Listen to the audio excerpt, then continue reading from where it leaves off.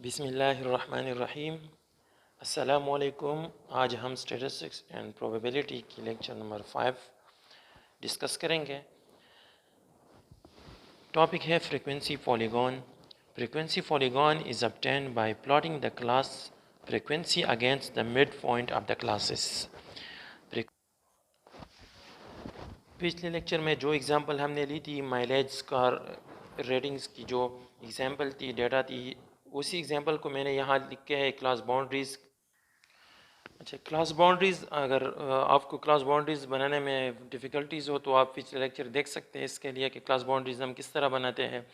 Mid point को इस तरह हमने लिया कि 29.95 प्लस 26.95 प्लस 29.95 और डिवाइड बाई 2। इस दोनों को आप ऐड कर लें और इसको फिर 2 पर रिज़ल्ट डिवाइड कर लें, जो रिज़ल्ट आ जाएगा वो 28.45 होगा।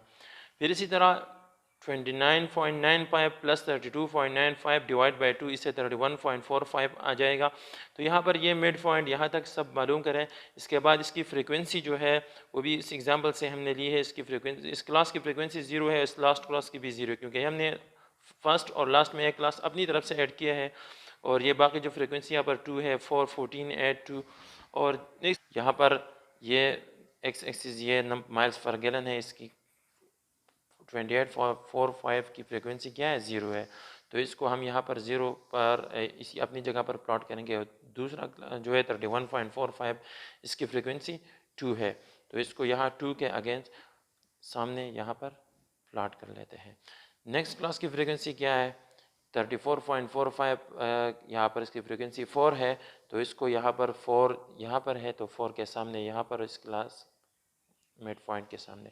फिर इसकी फ्रीक्वेंसी 14 है नेक्स्ट वाली क्लास की 37.45, और इसकी फ्रीक्वेंसी जो है वो 14 यहाँ पर बिल्कुल इसी के सामने और इसी क्लास के सामने। फिर इसके बाद नेक्स्ट इसकी फ्रीक्वेंसी 8 है, तो यहाँ पर 8 के सामने पॉइंट्स कर लें। फिर 43.45 की फ्रीक्वेंसी 2 है, तो यहाँ पर 2 के सामने।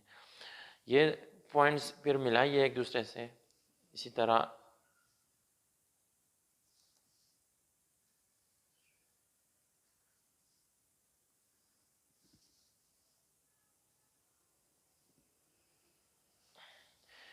ये हमारे पास फ्रीक्वेंसी पॉलीगॉन बन गया, इसको कहते हैं फ्रीक्वेंसी पॉलीगॉन। फिर इसको अगर हम इस तरह इसके ऊपर एक कर्व बनाइए, इसको कहते हैं फ्रीक्वेंसी कर्व। फॉर एग्जांपल मैं इसके ऊपर इस तरह एक कर्व लेता हूँ।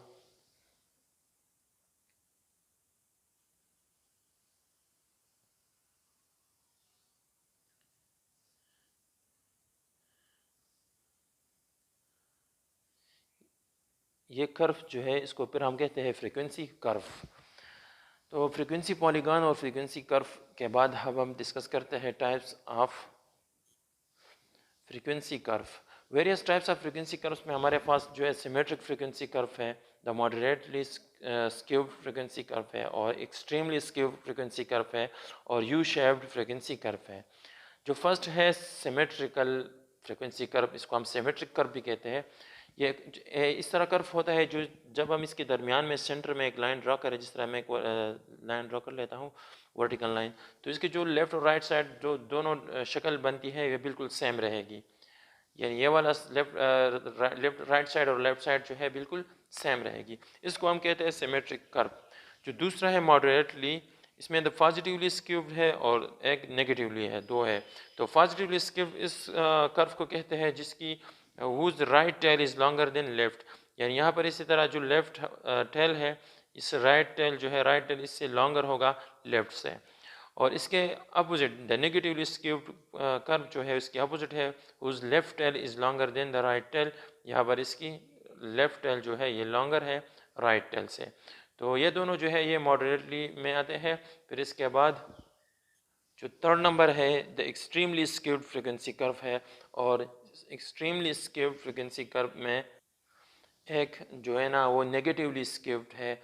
जो एक्सट्रीमली नेगेटिवली स्क्यूड होता है उसको जे शेप्ड कर्व भी कहा जाता है, जो जिसकी जो लेफ्ट साइड है इसी तरह बिल्कुल एक्सट्रीमली कर्व होता है, और ये बिल्कुल जे शक्ल बनाते हैं, तो इसलिए उसको हम जे शेप्ड कर्व कहते हैं। और जो दूसरा है एक्सट्रीमली में वो पॉजिटिवली एक्सट्रीमली पॉजिटिवली स्केप्ड इसको कहते हैं। इसको दूसरा नाम रिवर्स जे शेप भी कहा जाता है। और ये जो है ना इसकी जो राइट साइड की जो टेल है ज़्यादा लंबी होगी बिल्कुल, ये लेफ्ट साइड जो है ये इसी तरह ये रिवर्स जे के अपोजिट शक्ल बनाएगी। तो इसके बाद जो लास्ट वाला है वो यू शेप्ड कर्व है। यू शेप्ड कर्व बिल्कुल इसी तरह यू की शक्ल बनाती है, यानी जो डेटा है यहाँ पर फिर कम होता जाता है, फिर इसी तरह दोबारा बढ़ता रहता है। और इसमें जो पॉजिटिवली स्क्यूड में जो डेटा है वो आहिस्ता आहिस्ता कम होता जाता है।